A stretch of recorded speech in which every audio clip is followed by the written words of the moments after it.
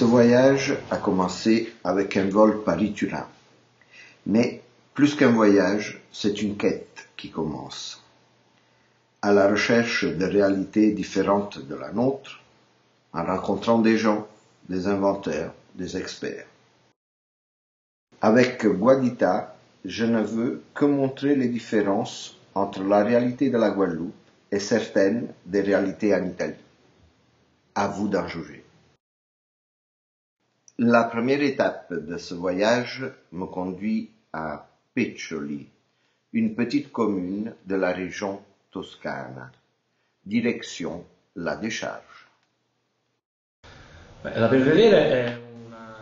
Belvedere est une société par action de propriété de la commune. Le 48% des actions est de propriété de 1000 petits actionnaires. L'avantage de cette situation est que les actions sont nominales et donc il n'y a pas de spéculation. Environ 600 citoyens de la commune de Peccioli reçoivent des dividendes annuels qui varient du 8 au 10% annuel. D'ailleurs, ils ont plus que doublé la valeur de leurs actions. Qui détient la majorité des revenus ne peut faire autrement que les réinjecter dans le territoire en tant que service et structure, parce que c'est la commune et non pas une société privée. Pourquoi tout le monde me dit Peccioli est une décharge exemplaire? Il est vrai, nous sommes une décharge modèle, mais le paradoxe est que nous sommes considérés comme tels seulement parce que nous respectons toutes les lois italiennes. L'absurde étant cela, que toutes les décharges devraient être gérées comme la nôtre. Oui, nous y mettons du nôtre pour chercher d'améliorer encore la gestion environnementale d'une structure comme celle-ci. Notre chance est que nous avons toujours eu des administrateurs qui nous ont mis en contact avec le secteur de la recherche, telle l'université de Pise et le CNR de Pise. Donc, à chaque fois que nous avions à affronter un problème, nous nous confrontions avec qui on connaissait plus que nous. La première structure de cogénération installée en Italie, c'est nous qui l'avons installée. Quand nous avons présenté le projet dans notre province pour l'autorisation et nous avons déclaré que nous aurions fait téléréchauffement à la ville voisine, Leggioli, et produit énergie électrique avec le gaz produit par nos déchets, ils nous l'ont approuvé en nous riant en face. Personne n'y croyait. Mais il est depuis 1996 que nous donnons eau chaude à la ville de Leggioli et produisons énergie électrique. Cette structure produit déjà aujourd'hui, à partir de matières renouvelables, donc du biogaz des déchets, 5 fois plus que la consommation totale de la commune de Peccioli. Quindi dal biogas dai rifiuti, 5 volte il consumo totale del comune di Peccioli. J'aimerais savoir la surface de l'installation, combien de communes utilisent votre décharge et quelle matière vous recevez. Tutt'oggi il nostro impianto serve circa 1 milione di abitanti. Nous desservons aujourd'hui environ 1 million d'habitants et traitons en moyenne entre 1000 et 1500 tonnes par jour, plus ou moins 300 000 tonnes par an. La structure que nous gérons est de 14 hectares et viendra étendue pour arriver à 20, ce qui portera le volume à 6 millions de mètres cubes et donc supportera les provinces toscanes et de la région pour au moins 15 ou 20 ans. Dans votre contexte, vu que vous faites déjà le téléchauffage et l'électricité, pourquoi vous avez inséré cette petite installation de dissociation moléculaire? Parce que nous sommes tous convaincus à l'intérieur de notre société que la décharge n'est pas le futur.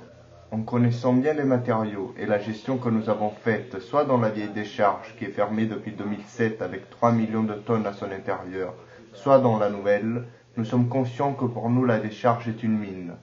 Actuellement, le bioréacteur travaille et donc la matière organique produit du gaz et nous emmène à de gros avantages économiques du fait qu'elle produit énergie électrique. Évidemment, la courbe de production du gaz, au fur et à mesure que le bioréacteur mange le matériel organique, fléchira et l'on produira moins de gaz et moins de liquide. Notre idée est de devenir la décharge d'une structure industrielle sur tous les aspects, sans fin et sans consommer ultérieurement de territoire.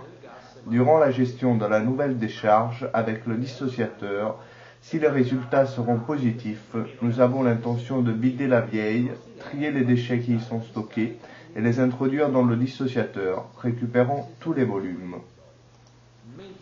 Il reste un rejet d'environ 10% dans lequel on récupère le verre, les métaux et inertes, qui sont les trois flux, et cendres, pas dangereuses, qui peuvent être récupérées elles aussi. Dans la phase de gazification, il n'existe pas de dioxine. Il n'y a pas de poussière, ou micropoussière ou nanopoussière, car là aussi, c'est le processus lui-même qui l'interdit. Il n'y a pas de flamme, donc il n'y a pas d'entraînement, il y a uniquement une combustion lente, très lente, qui part du haut vers le bas et consomme lentement, sans flamme, les matériaux à l'intérieur de la cellule en produisant du gaz de synthèse. Je crois qu'il fait référence à un brevet allemand de la Seconde Guerre mondiale, ensuite repris par les Américains et géré par eux. Aujourd'hui, il n'existe pas un système de déchets qui élimine la décharge. Les incinérateurs en moyenne ont un rejet de 30% de cendres. Un incinérateur de 1000 tonnes produit 300 tonnes de cendres dangereuses à un coût exorbitant d'écoulement.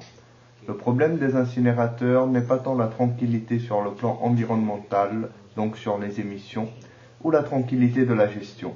C'est plutôt que d'un point de vue économique, ils tiennent mal la route, car les coûts d'écoulement des rejets varient entre 700 et 1000 euros par tonne. Pour les cendres dangereuses et les déchets en entrée, si l'on fait un incinérateur pour déchets urbains, l'on peut arriver à 100 euros par tonne. Donc difficilement ils tiennent la route. Les incinérateurs d'ailleurs arrivent à rester debout sur le plan économique uniquement parce qu'à l'intérieur on y brûle les déchets hospitaliers et les déchets dangereux qui ont des tarifs identiques aux cendres.